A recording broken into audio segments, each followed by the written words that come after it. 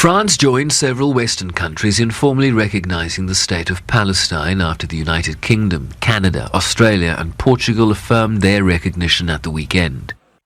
Nous devons tout faire pour préserver la possibilité même. We must do everything within our power to preserve the very possibility of a two-state solution.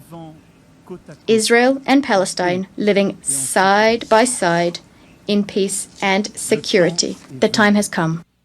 This is why, true to the historic commitment of my country to the Middle East, to peace between the Israelis and the Palestinians, this is why I declare that today France recognizes the State of Palestine. The move was welcomed by South Africa's president. I'd like to congratulate the President of France, President Macron, for today announcing a very bold decision to support the long overdue creation and the recognition of the sovereign state of Palestine. President Macron, I stand here to congratulate you and to congratulate others who have taken this step. South Africa reiterates its firm contiguous Palestinian state existing peacefully side by side with the State of Israel along the 1967 borders with East Jerusalem as its capital.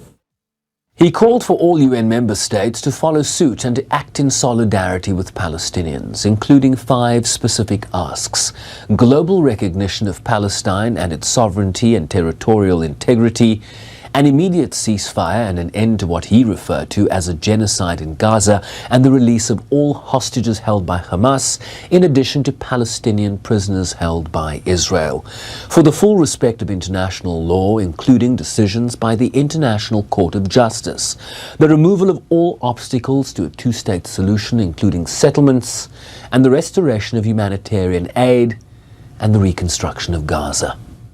We say here today that the only solution to this conflict is a two-state solution.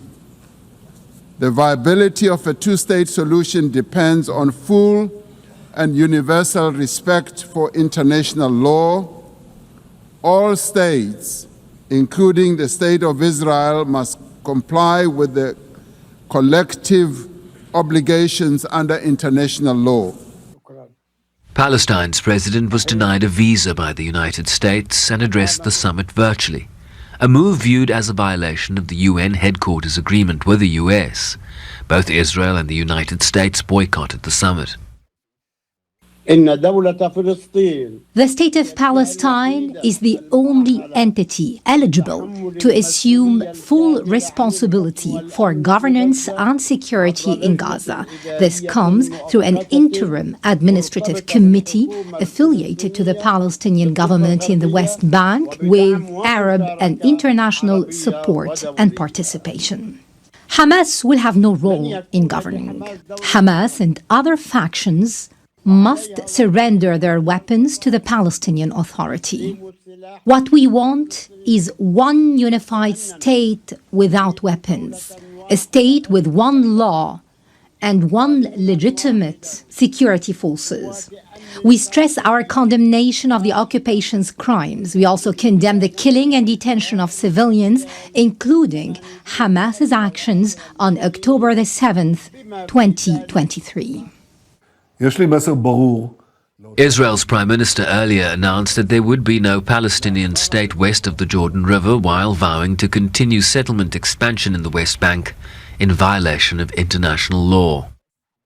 Those who stand in the way are obligated to answer a fundamental question. What is the alternative? A one-state scenario where Palestinians are denied basic rights, expelled from their homes and their land, forced to live under perpetual occupation, discrimination and subjugation? How is this possible in the 21st century? How is it acceptable? This is neither peace nor justice. It will only increase the growing isolation of Israel on the global stage. Several other countries, including Malta and Monaco, were also expected to recognize a Palestinian state, but direct negotiations between Israel and Palestine towards two states living side by side in peace and security have not happened in more than a decade. Sherman Bryceby's SABC News, New York.